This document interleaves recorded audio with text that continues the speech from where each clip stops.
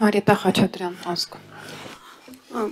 Իհարկե, այս ամբողջ խոսակցությունը միայն եկեղեցու մասին եւ բազմաթիվ ուրիշ խնդիրներ էլ ունենք, հենց ցույց է տալիս, որ մի բան այն չի։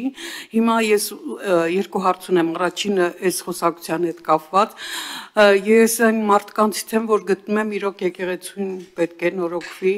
իրոք բարքերը վերբեռնման կարիք ունեն այնտեղ,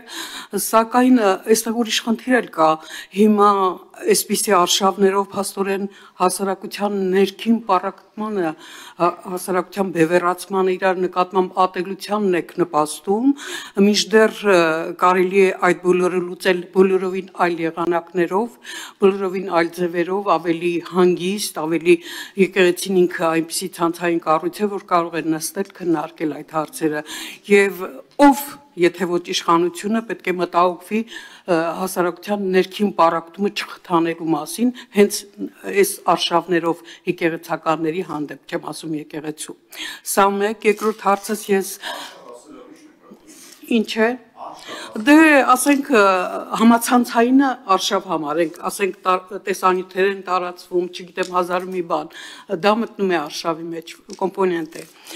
Եվ երկրորդ հարցս ես նոր Եվրանեստի հանձնաժողովներից մեկի նիստին մասնակցեցի եւ այնտեղ բավականին շատ խոսք գնաց այն մասին, որ մեր Թրամփի ճանապարհը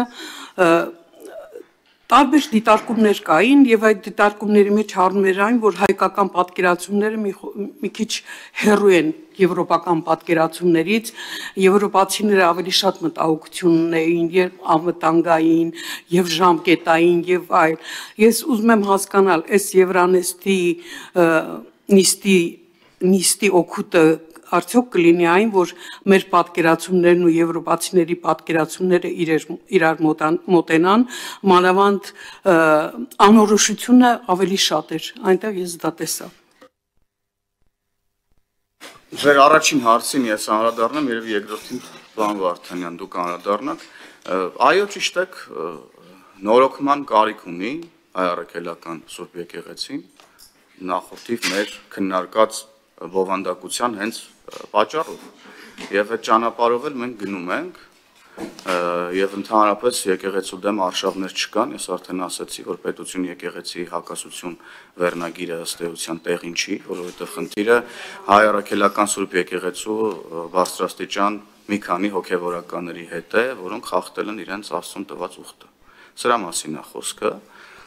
եւ ձեր նշած հարցի պատասխանը ինչ պետքա տեղի ունենա, որ հանրային համերաշխություն լինի կամ այս հարցը հանգուցալուծվի, մեկ բան պետքա տեղի ունենա, Կտրիշ Ներսիսյանը պետքա հեռանա հայ առաքելական Սուրբ եկեղեցուց, որպես իր ուխտը խախտած հոգեվորական։ Շնորհակալ եմ։ Չմոռանաք հավանել տեսանյութը եւ բաժանորդագրվել Civic AM-ի YouTube-յան էջին։